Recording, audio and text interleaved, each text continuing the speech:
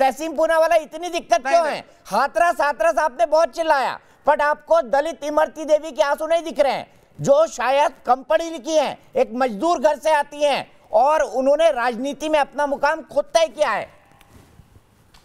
बहुत दिखता है, इसलिए बुरा लगता है। बुरा इसलिए भी लगता है कि विश्वनाथ सिंह की पत्नी को भिक्षु लाल साहू ने, जो बीजेपी के उम्मीदवार, नाम ठीक बोल लो यार, अभी कल तहसीन भाई नाम ठीक बोल लो, बिसाहू लाल है वो। हाँ तो बिसाहू लाल ही कहा, वो अंग्रेजी में पढ़ रहे हो, जो बीजेपी के अनूपपुर से कैंडिडेट थे, उन्होंने कहा उनकी पत्नी को कि वो रखेल है। आप सुधांशु जी जो यहाँ पर कह रहे हैं कि कमलनाथ जी गलत है, चलो मोदी जी को नहीं लाते, आप सुधांशु जी कह दे कि उसकी उम्मीदवारी को वापस ले लेंगे। बीजेपी तो पार्टी में डिफरेंस है ना। इनकी जितनी भी महिला नेता है, हाथरस पे एक शब्द ने कहा, आज सब लोग आ गए, इस पे भी बोलिए, लेकिन हाथरस भी कहिए गलत था। और योगी आदित्यनाथ उस मंच पे बैठे थे, सुधांशु जी उस मंच पे बैठे थे जहां पर उनके एक कलीग ने कहा कि यहाँ पर जो औरतें दफनाई गई उनको निकाल कर उनका बलात्कार होना चाहिए। योगी आदित्यनाथ उस मंच पर बैठे थे। एक शब्द एक बार योगी आदित्यनाथ ने कहा कि ऐसी शब्दों की, हमें ऐसे शब्दों का प्रयोग नहीं करना चाहिए। उस वक्त एमपी थे वो। क्या है सुधांशु जी, हम कहाँ से डिबेट को कहाँ ले जाते? बीजेपी की महिला अध्यक्ष क्यों नहीं है सुधांशु जी? बताइए बताइए। सुधांशु जी जवाब चाहते हैं? जवाब दो जी। एक तो पहली बात, मैं तहसीन जी की बात मान लूंगा अगर ये कह दे कि बिसाहू लाल साहू जो है वो सोनिया गांधी या कमलनाथ के भी इक्विवेलेंट है, मैं वापस ले लूंगा अपनी बात।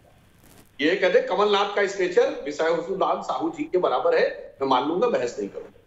जो बात इन्होंने कही कि अध्यक्ष इसको बनाया, तो मैं आपसे पूछूं, ये पिछले 30 साल में कोई दलित अध्यक्ष बना है कांग्रेस पार्टी का? नाम बताइए जरा, 40 साल में बता लीजिए।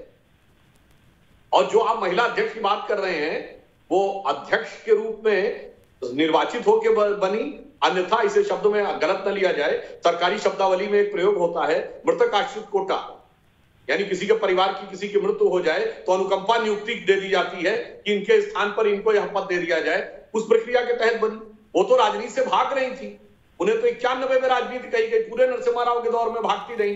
फिर वो 98 में जब लगा कांग्रेस एकदम दरकने जा रही है, तब जाके वो राजनीति में आई। तो हम उस पर नहीं जा रहे हैं, इसलिए कि आप ये कहें कि वो भारतीय महिला का प्रतिनिधित्व करती हैं, वो एक तो वो आपके ऊपर विचार है। मगर मैं सिर्फ ये कहना चाहता हूं कि इस प्रकार के विषय पे एक छोटी सी बात थी, माफी मांग लेते, कह देते सॉरी मेरे से गलती हो गई, मुझे ऐसा नहीं बोलना चाहिए, क्या फर्क पड़ता है? आप याद करिए हमारे पूर्व राष्ट्रीय अध्यक्ष नितिन गडकरी जी, मैं उदाहरण देना चाहता हूं, उन्होंने ये बात बोली थी मुलायम सिंह जी और लालू यादव जी के लिए कि शेर की तरह डकरते थे और देखिए कैसे सोनिया जी के सामने अब दुम हिला रहे हैं।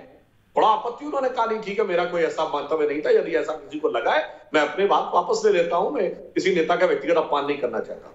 ये बड़ा हृदय हमारे यहाँ राष्ट्रीय अध्यक्ष बना हुआ व्यक्ति दिखा सकता है, और आपके यहाँ पूर्व मुख्यमंत्री नहीं दिखा सकते।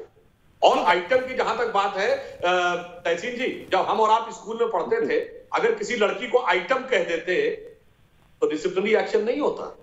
और जिस जमाने में कमलनाथ जी पढ़े होंगे, उस जमाने में तो किसी लड़की को आइटम कह देते तो स्कूल से निकाल दिया जाता।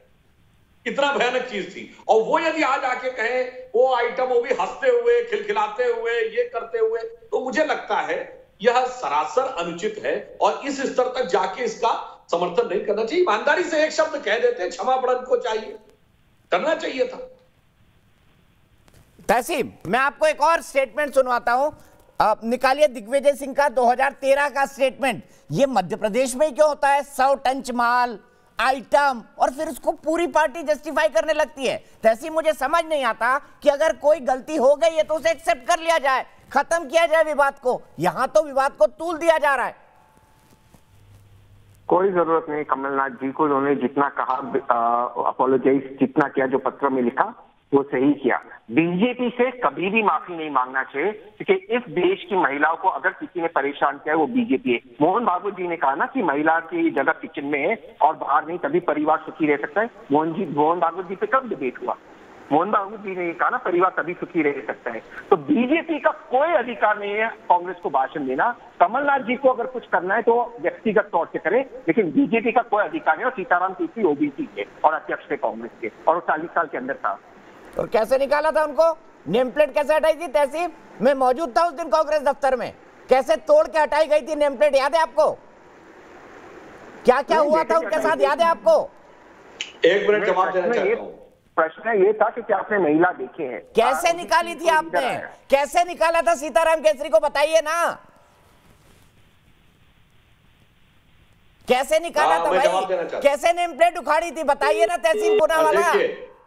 सीधे सुधांशु जी जवाब, फिर मैं आपको सुनाता हूं। गांधी जी ने नेम प्लेट उखड़वा के कब्जा किया था और मैंने एससी पूछा था, जवाब में ओबीसी बोल दिया, और वो भी नरसिम्हा राव ने उन्हें अध्यक्ष बनाया था।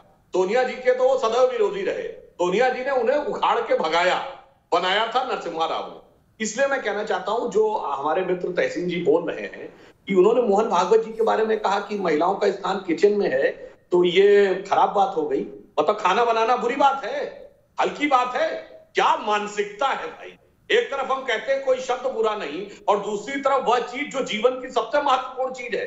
और अभी बता दूं, साइंस यहां तक नहीं पहुंची है, खाने के स्थूल भाग से शरीर और सूक्ष्म भाग से मन बनता है। अभी कॉन्शियस फेज तक आएंगे तब समझ में आएगा, परिवार का कोई व्यक्ति ही अगर बनाता है भोजन तो उसका क्या प्रभाव पड़ता है, और महिलाओं का इमोशनल स्ट्रेंथ बहुत स्ट्रांग होती है तो उसका क्या इफेक्ट पड़ता है। तो ये तो उनको बुरा लग रहा हूं। मैं पूछना चाहता हूं, एक 4-4 बीबी रखने के ऊपर कहने वाले महिलाओं के हित के समर्थक थे, और महिला को किचन में होना चाहिए, तो ये किचन में काम करने वाले का भी गवर्नमेंट में आपका विश्वास नहीं है।